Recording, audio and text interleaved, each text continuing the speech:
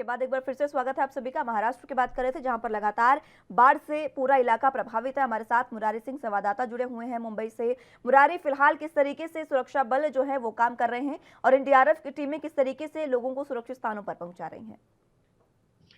मुस्कान, देखिए, महाराष्ट्र के मुख्यमंत्री ने जिस तरीके से मौसम विभाग की आहट मिली थी, उसके बाद पुणे से एनडीआरएफ की 2 टीम कोल्हापुर और 2 टीमें जो है सांगली के लिए रवाना की गई थी। और यही वजह था कि एनडीआरएफ की टीम समय पर पहुंच गई थी। नाव के जरिए, बोट के जरिए गांव में जो लोग फंसे हुए थे या जो अपने मकानों पर चढ़े हुए थे, उन लोगों को वहां से सुरक्षित जो कि स्थानों पर पहुंचाया गया। और लगातार एनडीआरएफ की जो टीम है वो जो है रेस्क्यू ऑपरेशन जारी की है। लेकिन जिस तरीके से कल कई घटनाएं घटी थी, पहाड़ खसकने का हो, गांव का गांव जो है कि बाढ़ में बहा था, आज थोड़ी सी राहत जरूर मिली है। लेकिन जिस तरीके से नदियां अपनी उफान पर हैं, ऐसे में अगर बरसात 4 से 6 घंटे अगर मूसलाधार बरसात होती है तो और भी इलाके प्रभावित होंगे। मुस्कान, मुरारी, जिस तरीके से मलबा गिरने से पूरा गांव प्रभावित हुआ था, पूरा जो गांव है वो तबाह हो गया था, वहां के लोगों का फिलहाल क्या हाल है? हालांकि 38 लोगों की मौत बताई जा रही है, लेकिन बाकी लोगों को क्या सुरक्षित निकाल लिया गया है वहां से?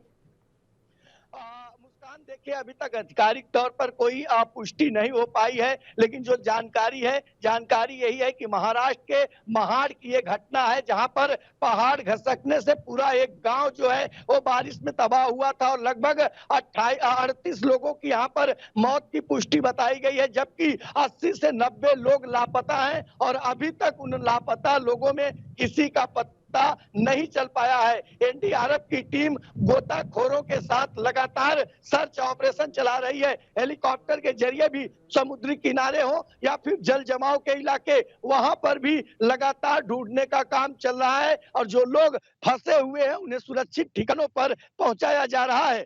मुस्कान, मुरारी, और क्या कुछ वहां पर स्थितियां बनी हुई है? क्योंकि देखिए, नदियां लगातार जलस्तर से ऊपर बह रही है, खतरे के निशान से ऊपर बह रही है, जलस्तर लगातार बढ़ता जा रहा है। मैं बार बार 2019 की बात कर रही हूँ, क्योंकि 2019 में जिस तरीके से बाढ़ आई थी वो सबने देखी थी, किस तरीके से पूरा इलाका प्रभावित हुआ था, पूरा महाराष्ट्र प्रभावित हुआ था। और इस बीच अब वही पंचगंगा नदी एक बार फिर से खतरे के निशान से ऊपर बह रही है। मुस्कान, देखिए, पंचगंगा नदी की अगर बात करें तो पूरा खतरे की कगार पर है। अगर 1 से 2 दिन और इसी तरीके से बरसात होती है तो स्थिति काफी भयानी और डरावनी बन सकती है, क्योंकि ये नदी के संपर्क में आने वाले लगभग 30 से 35 ऐसे गांव हैं जो पूरी तरह से प्रभावित होंगे। लगातार बरसात के चलते रेस्क्यू ऑपरेशन में भी भारी दिक्कत पड़ रही है। और सबसे बड़ी, मुस्कान, दिक्कत वहां आ रही है कि खाने पीने की सामग्री, यहाँ तक कि पीने के पानी तक के लिए लोगों को काफी मुश्किलें हो रही हैं। वाटर लॉगिंग पूरी तरह से भरा हुआ है, जिसकी वजह से वहां तक जो खाने पीने की सामग्री है वो नहीं पहुंच पा रही है। तो बिजली सरकार कटने की सरकार वजह इसके से लिए क्या कर रही है? क्या उद्धव ठाकरे क्या कुछ कर रहे हैं उन लोगों को बचाने के लिए, उन लोगों तक राहत सामग्री पहुंचाने के लिए? मुरारी, क्या वहां पर राहत सामग्री पहुंचाई गई है? लोगों को खाने पीने की चीजें मुहैया कराई जा रही हैं?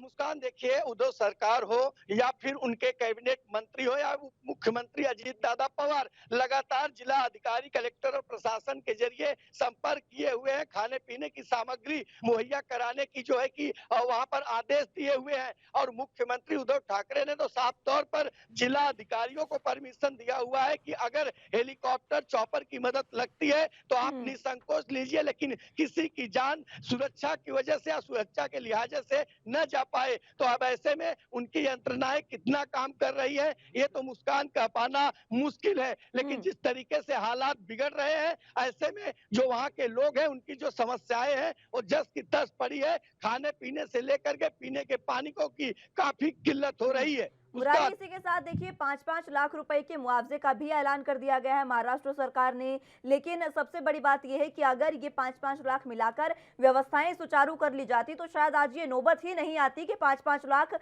मृतकों के परिजनों को देने पड़ते।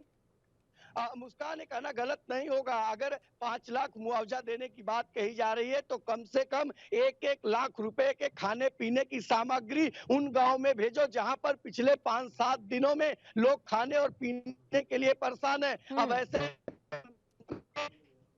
स्तर पर बार पाना तो मुश्किल है, लेकिन जिस तरीके से हालात बिगड़ रहे हैं, ऐसे में उद्धव सरकार मुआवजा से पहले उनके समस्याओं पर अगर ध्यान देती तो शायद इस तरीके की परिस्थिति या तस्वीरें देखने के लिए नहीं मिलती। मुस्कान। ठीक है मुरारी, आप बने रहिए हमारे साथ, जानकारी आपसे लेते रहेंगे, लेकिन इस वक्त एक छोटे से ब्रेक का है, फौरन हाजिर होंगे।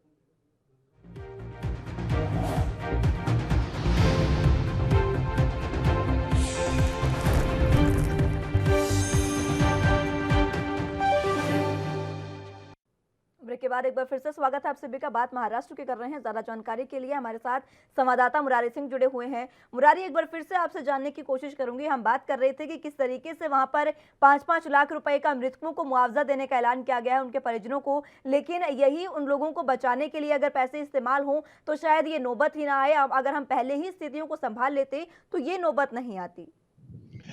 मुस्कान, अगर मुआवजे की बात करें तो महाराष्ट्र सरकार वो मुआवजा किसे देगी, क्योंकि एक एक घर से पूरे परिवार के लोग खत्म हो चुके हैं। महाड़ के अगर एक गांव की बात करें जहां पर 38 लोगों की मौत हुई है, वहां पर 60 से 70 लोग लापता हैं, तो ये सरकार मुआवजा किसके हाथ में देगी? सवाल यही है कि मुआवजा से पहले अगर सुरक्षा के लिहाजे से इन लोगों को शिफ्ट किया गया रहा होता। मौसम विभाग ने जिस तरीके से 48 घंटे पहले अलर्ट जारी किया था कि महाराष्ट्र के कई ऐसे जिले हैं जहां पर भारी बरसात हो सकती है, और साथ ही मुंबई को भी रेड अलर्ट पर रखा गया था, उसके बावजूद भी इन गांवों के अच्छे ठिकानों पर नहीं पहुंचाया गया। ये सरकार की सबसे बड़ी लापरवाही है और इसी का खामियाजा कह सकते हैं कि आम जनमानस को भुगतना पड़ रहा है। मुस्कान।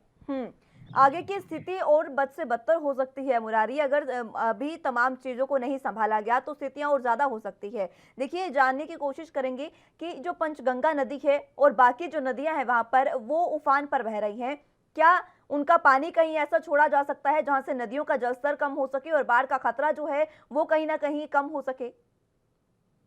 जी मुस्कान, आपने बिल्कुल सही पूछा है। आपको बता दे, जो कृष्णा नदी उफान पर है, अगर कृष्णा नदी के जलस्तर को छोड़ा जाता है या अगर उसके पानी को डाइवर्ट किया जाता है तो जो उसके निचले इलाके हैं वो उससे ज्यादा प्रभावित होंगे, और यही वजह है कि पानी छोड़ने का जो रास्ता है वो निचले स्तर पर है, और वहां पर छोड़ने पे इससे बड़ी घटनाएं देखने के लिए मिल सकती हैं। अगर दूसरे नदियों की बात करें तो सेम स्थिति उनकी भी बनी हुई है, क्योंकि ये नदियां जो है वो ऊंचाई से नीचे की तरफ आती है, और अगर और भी नीचे पानी छोड़ा जाएगा तो जो नीचे के गांव हैं वो सबसे ज्यादा प्रभावित होंगे, और यही वजह है कि उन नदियों के पानी को डाइवर्ट करना काफी मुश्किल हो रहा है। अगर 2 से 4 दिनों इसी तरीके की स्थिति बने रहे तो हालात बद से बदतर नहीं, काफी भयानक हो जाएंगे। मुस्कान। बिल्कुल मुरारी, और देखिए, अगर हम पानी को डाइवर्ट नहीं कर सकते हैं और बारिश का आगे और ज्यादा खतरा बताया जा रहा है, यानी कि नदियां पहले ही जलस्तर जो है उनका वो खतरे के निशान से ऊपर बह रहा है, और अगर लगातार बारिश होती है और आगे भी जिस तरीके से 4 से 5 दिन का अलर्ट जारी किया गया है, अगर बारिश होती है तो स्थितियां वाकई भयानक हो जाएगी और लोगों को बचाना वाकई मुश्किल हो जाएगा। इसके लिए बेहतर ये होगा कि सरकार को पहले ही अपनी तैयारियां करनी चाहिए। जी मुस्कान, जिस तरीके से नदी के किनारे जो गांव हैं उन्हें अगर वहां से हटाया जाता है और उन पानी को अगर वहां से डाइवर्ट किया जाता है तो थोड़ी राहत जरूर मिल सकती है, लेकिन अगर 2 से 3 दिन तक और बरसात हुई और सरकार सिर्फ बरसात रुकने का इंतजार की तो स्थिति काफी डरावने और भयानक होंगे, क्योंकि जो लोग फंसे हुए हैं उन्हें निकालकर सुरक्षित जगहों पर अभी पूरी तरह से पहुंचाया नहीं गया है। अगर ऐसे में 2 से 4 गांव और प्रभावित होते हैं, 1000 से 2000 लोग और इस बरसात की आपदा में फंसते हैं, तो उन्हें बचाना, रेस्क्यू करना एनडीआरएफ और हेलीकॉप्टर के लिए भी जो तस्वीरें देखी गई थी कि रेस्क्यू ऑपरेशन के जरिए कितनी बड़ी बड़ी घटनाएं हुई थी, इसका सबसे ज्यादा वजह यही था कि पानी भरने की वजह से जो अंदाजा था, जो जजमेंट लगाते थे, चाहे वो एनडीआरएफ की टीम हो, चाहे फायर ब्रिगेड की टीम हो या मनपा कर्मचारी हो, वो उसका अंदाजा नहीं लगा पा रहे थे, और यही वजह है कि बचाव जानना बेहद जरूरी हो जाता है कि हर बार की ये स्थिति होती है, आखिर क्या ही कारण है कि हर बार महाराष्ट्र इस तरीके से पानी पानी हो जाता है। महाराष्ट्र में आए साल दर साल बाढ़ देखने को मिलती है। देखिए मुस्कान, अगर मुंबई की बात करें तो मुंबई सिटी के अंदर जो है घनी बस्ती और बड़े-बड़े टावर्स होने की वजह से पानी के निकासी नहीं हो पाते हैं। लेकिन महाराष्ट्र के गाँव खेड़ों की बात करें तो ये पहाड़ी इलाका पड़ता है। लगभग 100 से सवा 100 फुट नीचे तक गहराइयों में गाँव बसे होते हैं और यही वजह है कि जब चट्टान खिसकता है तो पूरा गाँव का गाँव जो है वो पानी में समा जाता है। और ऐसा ही हुआ है इस चाहे महाड़ में देख ले, चाहे सांगली में देख ले, रत्नागिरी में देख ले, तो जो हालात बने हैं वो समुद्र के जरिए नहीं बल्कि वो पहाड़ियों के इलाके जो निचले स्तर के गांव हैं वहां पर ये स्थिति सबसे ज्यादा भयानक बनी हुई है। मुस्कान। और इसी के साथ देखिए तमाम चीज़ें प्रभावित हो रही हैं मुरारी, चाहे वो फ़ोन नेटवर्क हो, चाहे रेल सेवाएं हो, चाहे कोई किसी भी चीज़ की बात कर ले, तमाम चीज़ें प्रभावित हो रही हैं। लोग जो सुरक्षित हैं वो भी इस तरीके से प्रभावित हो रहे हैं और जो लोग बाढ़ में फंसे हैं उनका तो प्रभावित होना लाजमी ही है। लेकिन देखिए क्या वहाँ पर जो समुद्र के किनारे लोग बसे हैं या फिर नदियों के किनारे लोग बसे हैं उनको सुरक्षित स्थानों पर लेकर जाया गया है?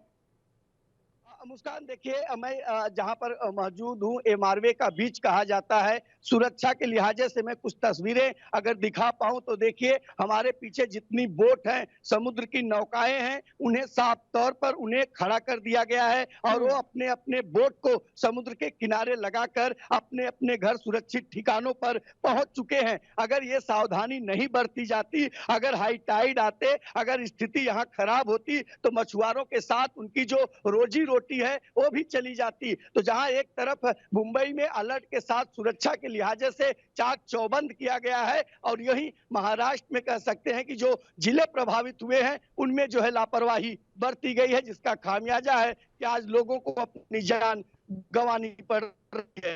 हुँ, बिल्कुल। और देखिए जिस तरीके से आपने दिखाया है त पूरा नज़ारा मुरारी, देखिए समुद्र जो है वहाँ पर जो मछुआरे होते हैं उनके लिए एक यही एक अपनी आजीविका का साधन होता है जिससे वो कमाकर रोज़ाना खाते हैं। लेकिन अब जब उनको भी समुद्र में जाने से मना कर दिया है तो कहीं न कहीं उनका भी जीवन बुरे तरीके से प्रभावित हो रहा है। क्या सरकार ने उनके लिए कोई रणनीति बनाई है और उनको सुरक्षा व्यवस्था के साथ-साथ खाने-पीने की चीज़ें, ज़रूरी सामान दिया जा रहा है? मुस्कान, देखिए अभी तक इस मामले में महाराष्ट्र सरकार या फिर कह सकते हैं कि पालक मंत्री जो असलम शेख हैं इनकी तरफ से कोई घोषणाएं नहीं की जाती है। लेकिन अमूमन बरसात का जो जुलाई और अगस्त का जो महीना होता है इन महीनों में मछुआरों के ऊपर मुंबई के उन समुद्री किनारों पर सख्त पाबंदी होती है, लेकिन उन्हें राहत पैकेज के नाम पर कुछ नहीं दिया जाता है। मतलब साल के 8 महीने कमाकर 12 महीने जीने वाले इन मछुआरों के लिए बरसात जहां एक तरफ आपदा रहती है वहीं उनके रोजी रोटी पर भी बन मुरारी जाता है। देखिए तस्वीरें हम देख रहे हैं, आपके पीछे एक शख्स भी मौजूद हैं जो समुद्र में इस समय भी जाने को आतुर है। आप देखिए इस तरीके की जब स्थितियां सामने आती है, सरकार आखिर क्या करे जब लोग खुद ही इस तरीके की लापरवाहियां बरतते हैं? करना है और मुंबई पहुंचने के बाद लोग ऐसा न हो कि समुद्र के किनारे न जाएं, समुद्र के पानी में न उतरें। और ये तस्वीरें भी साफ होती है कि जब मुंबई लोग पहुंचते हैं, आते हैं तो जरूर जाते हैं, लेकिन जिस तरीके से मौसम विभाग ने खतरा बताया है, चाहे वो महाराष्ट्र का सांगली हो, कोल्हापुर हो, महाड़ हो या फिर कह सकते हैं मुंबई, न्यू मुंबई सटे या फिर पालघर का इलाका हो, तो इन समुद्री किनारों पर जरूर जो है कि सुरक्षा के लिहाजे से पुलिस की व्यवस्थाएं की जाती हैं, लेकिन लोग जो है न चाहते हुए भी समुद्र में जाने के लिए मजबूर हो जाते हैं। मुस्कान। बिल्कुल मुरारी, ये चीज़ें जो हैं वो हम इन पर कोई ज़ोर भी नहीं है एक आम इंसान का, क्योंकि देखिए जिस तरीके की स्थितियां हैं वो भी एक तरफ है, लेकिन अगर ऐसी स्थिति बनती है तो लोग जो हैं वो अपनी ज़िंदगी भी जोखिम में डालने को मजबूर हो जाते हैं। फिलहाल सरकारें आगे क्या कर रही है और आगे क्या कुछ सरकार की रणनीति है, पूरी प्लानिंग है जो बाढ़ में फंसे हैं लोग उनको बचाने के लिए, आगे अब महाराष्ट्र सरकार, उद्धव सरकार क्या कुछ कर रही है? देखिए उद्धव सरकार लगातार अपने कैबिनेट मंत्री और प्रकार की कोई दिक्कत न हो, लोगों को जल्द से जल्द बचाया जा सके, इसके लिए चर्चाएं लगातार की जा रही है। लेकिन जिस तरीके से हालात बने हुए हैं, इन हालातों में अगर महाराष्ट्र सरकार और गंभीरता नहीं ली, जो लोग फंसे हुए हैं उन्हें निकालने के अलावा अगर खाने पीने की सामग्री की व्यवस्थाएं नहीं की गई तो हालात और भी बदतर होंगे और समय रहते उन तमाम जो नदी है, चाहे वो कृष्णा नदी हो, चाहे पंचगंगा नदी हो, इन नदी के किनारों से अगर जो गांव के लोग हैं उन्हें अगर सुरक्षित निकाला जाता है तो आने वाले 2 एक दिन में जो मौसम विभाग ने अलर्ट जारी किया है, अगर बरसात होती है तो कई लोगों की जान पहले ही बचाई जा सकती है। मुस्कान।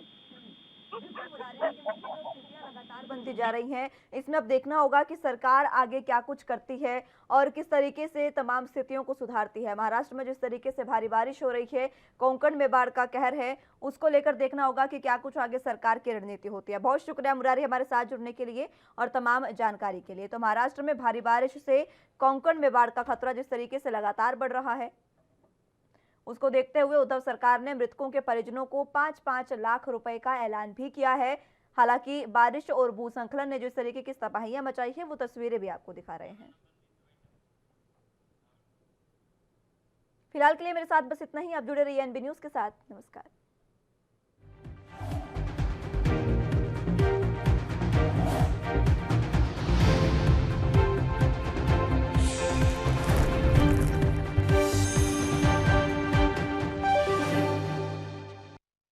नमस्कार, एनबी न्यूज देख रहे हैं आप और मैं हूं आपके साथ मुस्कान। स्वागत है आप सभी का एनबी न्यूज के स्पेशल बुलेटिन में। बात महाराष्ट्र के करेंगे क्योंकि महाराष्ट्र में लगातार भारी बारिश होती जा रही है और इसी भारी बारिश के कारण कई बड़े हादसे होते जा रहे हैं। और बता दें कि महाराष्ट्र में भारी बारिश से कोंकण में बाढ़ का कहर बरपा है। 2 दिनों में बाढ़ से 135 से ज्यादा लोगों की मौत की खबर है।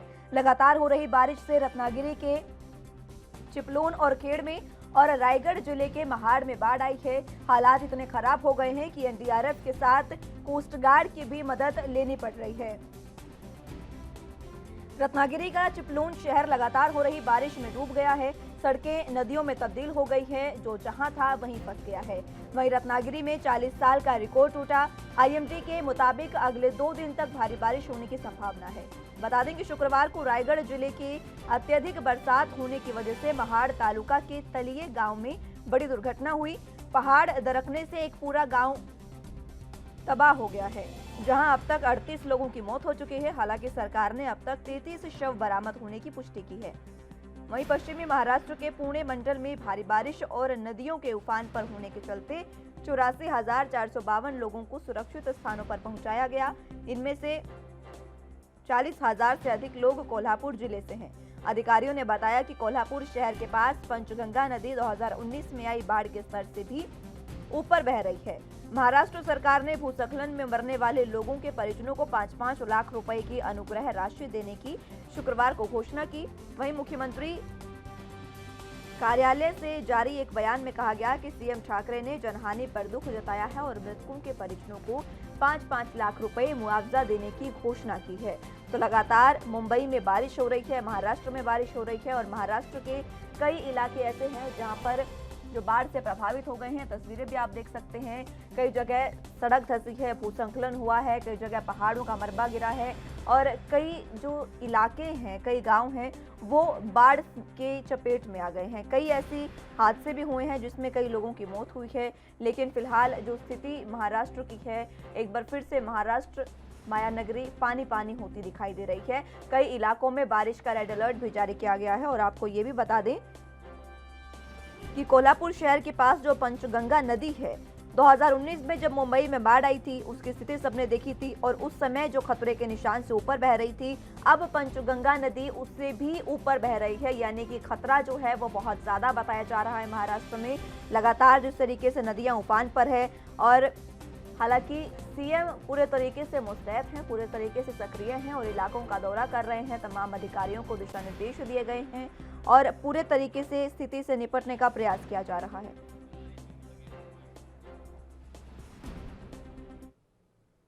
इसी पर मुरारी सिंह हमारे साथ मुंबई से संवाददाता जुड़ चुके हैं। मुरारी, फिलहाल जिस तरीके से नदियां उफान पर हैं, समुद्र में हाईटाइड की आशंका है, क्या कुछ फिलहाल मुंबई की स्थिति?